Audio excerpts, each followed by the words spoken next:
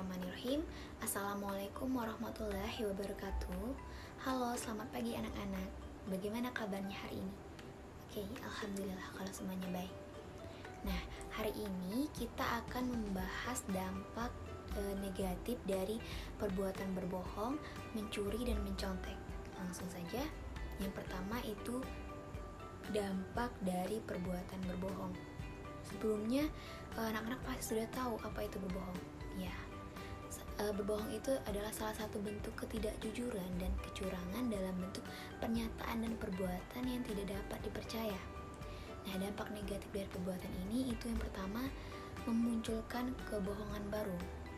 Bagi seorang yang kerap berbohong, itu akan susah berhenti dari kebiasaan buruk tersebut.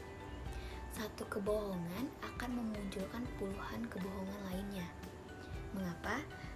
Saat berbohong, seseorang itu akan menutupi kebohongannya dengan kebohongan yang lain. Dan biasanya, orang yang kerap berbohong ini akan mengeluarkan berjuta alasan.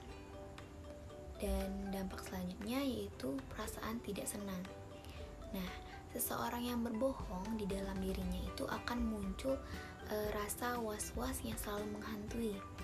Ia akan merasa takut jika suatu kebohongannya itu akan diketahui orang lain. Perasaan pun menjadi tidak tenang karena hanya memikirkan hal-hal tersebut. Dan dampak selanjutnya itu adalah sulit dipercaya.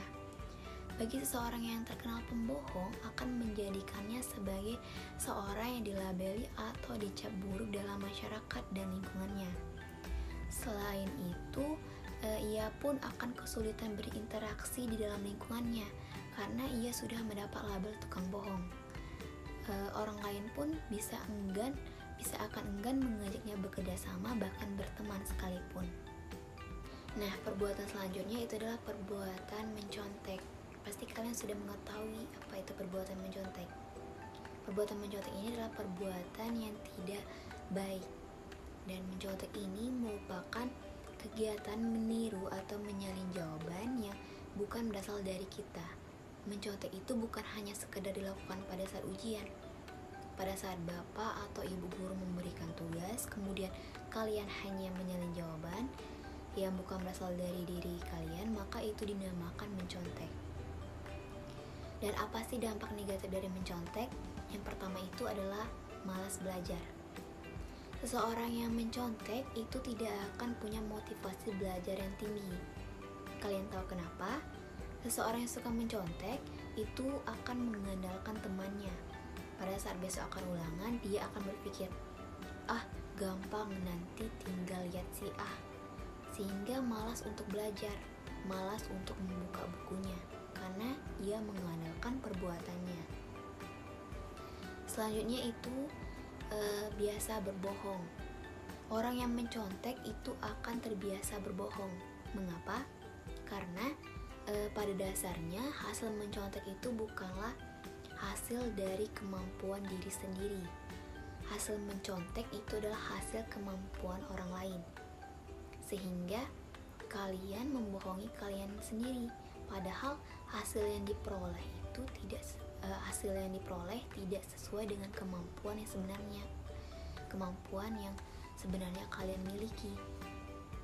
Dan selanjutnya itu dampak selanjutnya itu adalah menghalalkan segala cara. Apapun akan dilakukan oleh orang yang bisa mencontek agar tidak ketahuan oleh bapak ibu guru.